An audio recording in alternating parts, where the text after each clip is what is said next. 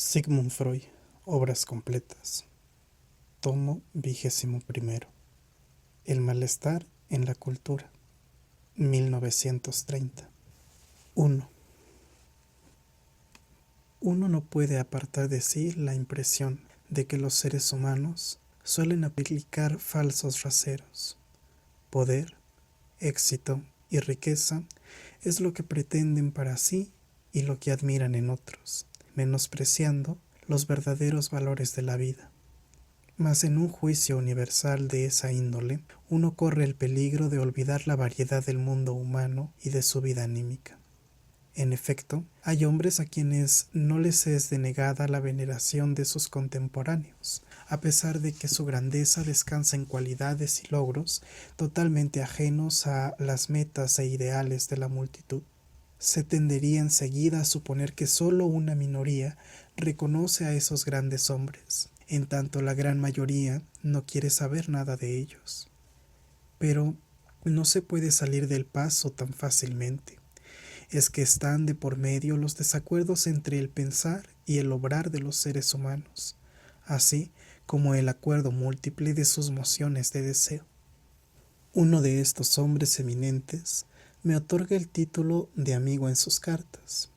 Yo le envié mi opúsculo que trata a la religión como una ilusión, y él respondió que compartía en un todo mi juicio acerca de la religión, pero lamentaba que yo no hubiera apreciado la fuente genuina de la religiosidad. Es, me decía, un sentimiento particular que, a él mismo, no suele abandonarlo nunca, que le ha sido confirmado por muchos otros y se cree autorizado a suponerlo en millones de seres humanos. Un sentimiento que preferiría llamar sensación de eternidad. Un sentimiento como de algo sin límites, sin barreras, por así decir, oceánico. Este sentimiento proseguía. Es un hecho puramente subjetivo, no un artículo de fe. De él no emana ninguna promesa de pervivencia personal, pero es la fuente de la energía religiosa que las diversas iglesias y sistemas de religión captan, orientan por determinados canales y sin duda también agotan. Solo sobre la base de ese sentimiento oceánico es lícito llamarse religioso, aun cuando uno desautorice toda fe y toda ilusión. Esta manifestación de mi venerado amigo, que además ha hecho una ofrenda poética al ensalmo de esa ilusión, me deparó no pocas dificultades. Yo no puedo descubrir en mí mismo ese sentimiento oceánico. No es cómodo elaborar sentimientos en el crisol de la ciencia. Puede intentarse describir sus indicios fisiológicos. Donde esto no da resultado, me temo que el sentimiento oceánico habrá de hurtarse de semejante caracterización. No queda otro recurso que atenerse al contenido de representación que mejor se aparee asociativamente con tal sentimiento. Si he entendido bien a mi amigo, él quiere decir lo mismo que un original y muy excéntrico literato brinda como consuelo a su héroe frente a la muerte libremente elegida. Se abre cita. De este mundo no podemos caernos. Se cierra cita. Nota. Christian Dietrich Grape, 1801-1836. Hannibal. Se abre cita. Por cierto, que de este mundo no podemos caernos. Estamos definitivamente en él. Se cierra cita. Fin de nota. O sea, un sentimiento de la atadura indisoluble, de la copertenencia con el todo del mundo exterior. Me inclinaría a afirmar que para mí ese sentimiento tiene más bien el carácter de una visión intelectual, no despojada, por cierto, de un tono afectivo, pero de la índole que tampoco falta en otros actos de pensamiento de parecido alcance. En mi persona no he podido convencerme de la naturaleza primaria de un sentimiento semejante, mas no por ello tengo derecho a impugnar su efectiva presencia en otros. Solo cabe preguntar si se lo ha interpretado rectamente y si se lo debe admitir como fonse torillo de todos los afanes religiosos. Nada que pudiera influir concluyentemente en la solución de este problema tengo para alegar. La idea de que el ser humano recibiría una noción de su nexo con el mundo circundante a través de un sentimiento inmediato dirigido ahí desde el comienzo mismo, suena tan extraña, se trama tan mal en el tejido de nuestra psicología, que parece justificada una derivación psicoanalítica, o sea, genética, de un sentimiento como este. Entonces, acude a nosotros la siguiente hilación de pensamiento. Normalmente, no tenemos más certeza que el sentimiento de nuestro sí mismo, de nuestro yo propio. Este yo nos aparece autónomo, unitario, bien deslindado de todo lo otro, que esta apariencia es un engaño, que el yo más bien se continúa hacia adentro, sin frontera tajante, en un ser anímico inconsciente que designamos ello y al que sirve, por así decir, como fachada. He ahí lo que nos ha enseñado. Fue la primera en esto, la investigación psicoanalítica, que todavía nos debe muchos esclarecimientos sobre el nexo del yo con el ello. Pero hacia afuera, al menos, parece el yo afirmar unas fronteras claras y netas. Solo no es así en un estado, extraordinario por cierto, pero al que no puede tildarse de enfermizo. En la cima del enamoramiento, amenazan desvanecerse los límites entre el yo y el objeto, contrariando todos los testimonios de los sentidos. El enamorado asevera que yo y tú son uno, y está dispuesto a comportarse como si así fuera. Lo que puede ser cancelado de modo pasajero por una función fisiológica, naturalmente tiene que poder ser perturbado también por procesos patológicos. La patología nos da a conocer un gran número de estados en que el deslinde del yo respecto del mundo exterior se vuelve incierto, o en que los límites se trazan de manera efectivamente incorrecta. Casos en que partes de nuestro cuerpo propio y aún fragmentos de nuestra propia vida anímica, percepciones, pensamientos, sentimientos, nos aparecen como ajenos y no pertenecientes al yo, y otros casos aún en que se atribuye al mundo exterior lo que manifiestamente se ha generado dentro del yo y debiera ser reconocido por él. Por tanto, también el sentimiento yoico está expuesto a perturbaciones y los límites del yo no son fijos.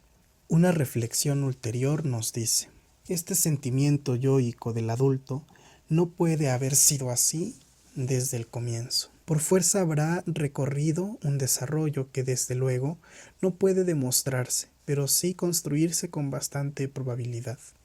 El lactante no separa todavía su yo de un mundo exterior como fuente de las sensaciones que le afluyen.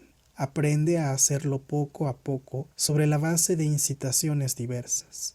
Tiene que causarle la más intensa impresión el hecho de que muchas de las fuentes de excitación en que más tarde discernirá a sus órganos corporales pueden enviarle sensaciones en todo momento, mientras que otras, y entre ellas la más anhelada, el pecho materno, se le sustraen temporariamente y solo consigue recuperarlas berreando en reclamo de asistencia. De este modo se contrapone por primera vez al yo un objeto, como algo que se encuentra afuera y solo mediante una acción particular es esforzado a aparecer. Una posterior impulsión a desasir el yo de la masa de sensaciones, vale decir, a reconocer un afuera, un mundo exterior, es la que proporcionan las frecuentes, múltiples e inevitables sensaciones de dolor y displacer que el principio de placer, amo y restricto, ordena cancelar y evitar. Nace la tendencia a segregar del yo todo lo que pueda devenir fuente de un tal displacer, a arrojarlo hacia afuera, a formar un puro yo placer, al que se contrapone un ahí afuera ajeno, amenazador.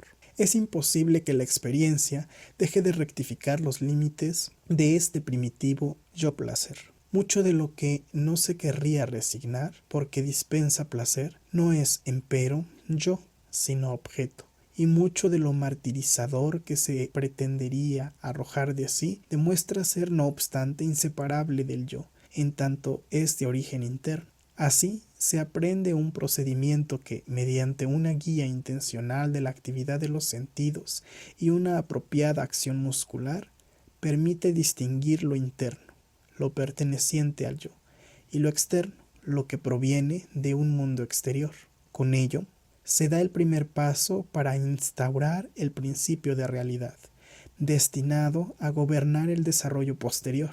Este distingo sirve naturalmente al propósito práctico de defenderse de las sensaciones displacenteras registradas y de las que amenazan.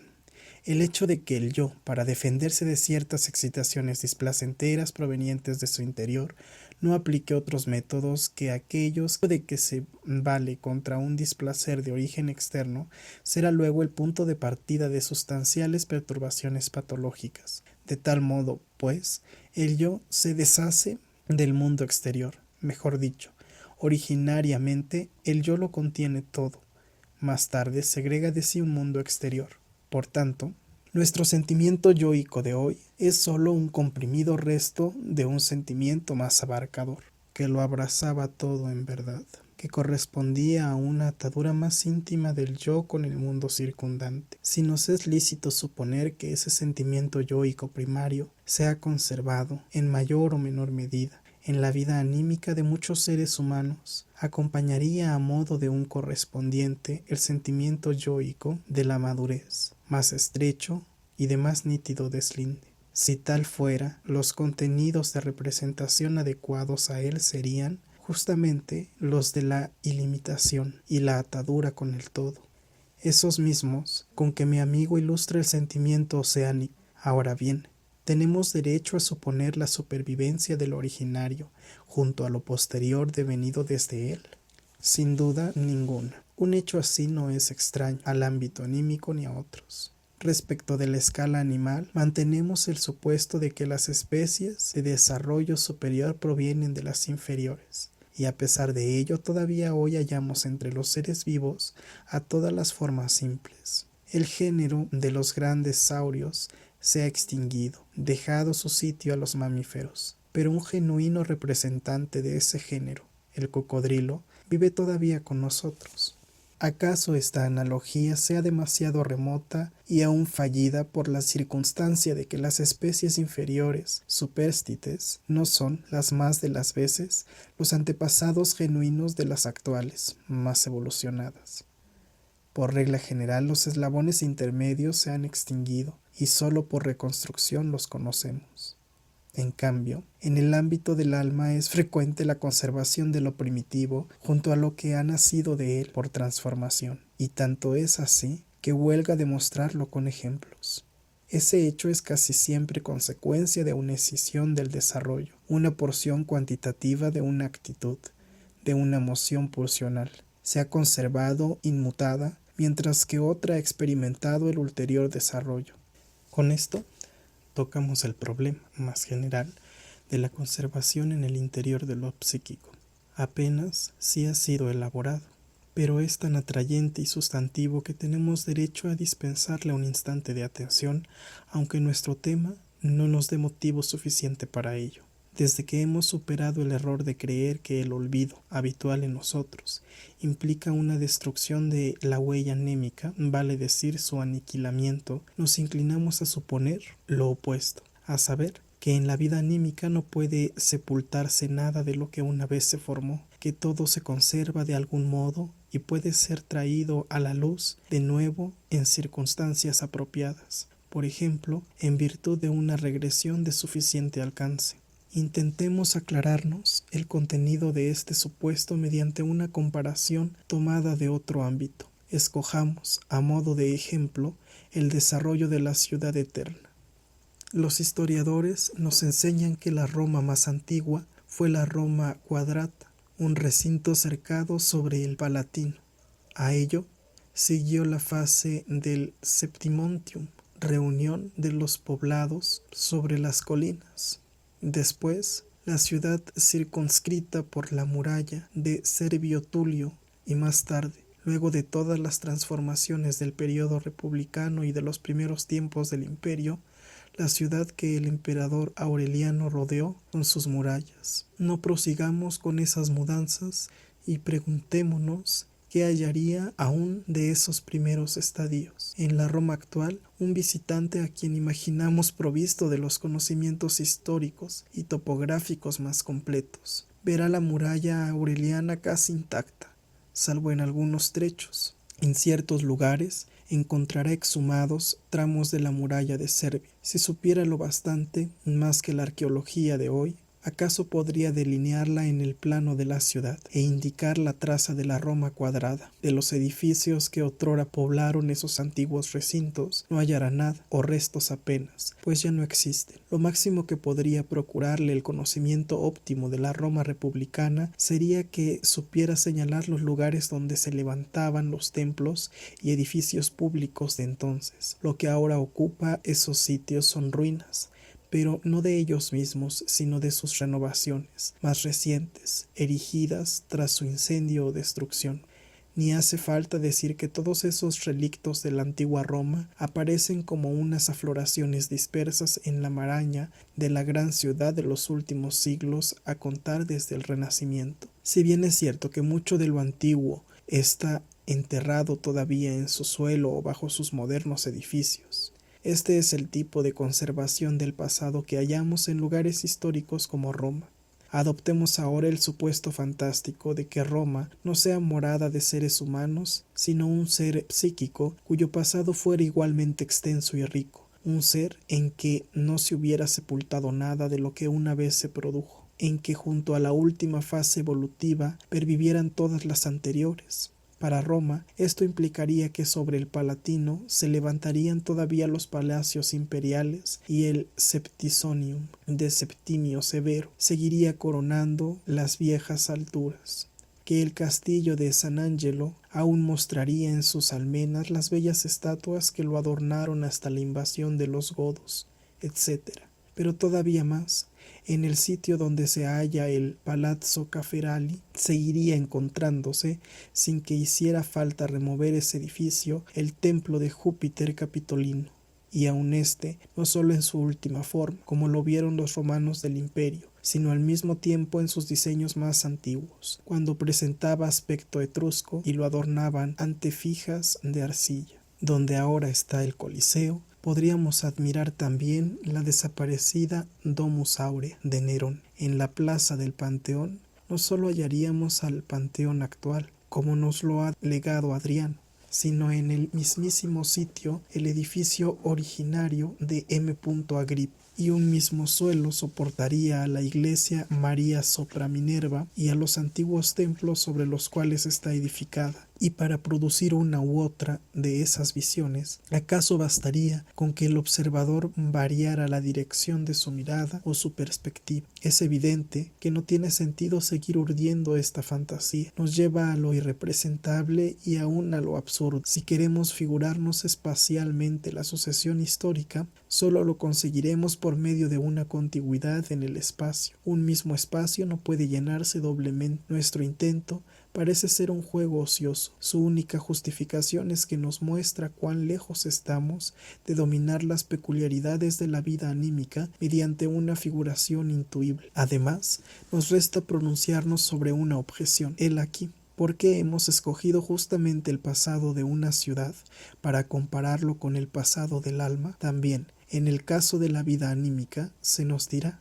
el supuesto de la conservación de todo lo pasado vale únicamente a condición de que el órgano de la psique haya permanecido intacto, que su tejido no se haya deteriorado por obra de traumas o inflamaciones. Ahora bien, en la historia de ninguna ciudad echamos de menos influjos destructores equiparables a esas causas de enfermedad, y ello aunque hayan tenido un pasado menos turbulento que el de Roma, aunque, como a Londres, apenas las visitara nunca el enemigo. El desarrollo de una ciudad, incluso el más pacífico, incluye demoliciones y sustituciones de edificios. En fin, la ciudad sería por principio inapta para compararla con un organismo anímico. Concedemos la objeción, renunciando entonces al sugerente efecto de contraste que pudiéramos obtener. Nos volvemos a un objeto de comparación siempre más afín, como lo es el cuerpo animal o humano. Pero también aquí nos topamos con lo mismo. Las fases anteriores del desarrollo no se han conservado en ningún sentido. Han desembocado en las posteriores, a las que sirvieron de material. El embrión no es registrable en el adulto. La glándula del timo que el niño poseía es sustituida tras la pubertad por un tejido conjuntivo, pero ella misma ya no está presente. En los huesos largos del hombre adulto es posible dibujar el contorno del hueso infantil, pero como tal, este ha desaparecido tras estirarse y espesarse hasta alcanzar su forma definitiva. Así llegamos a este resultado.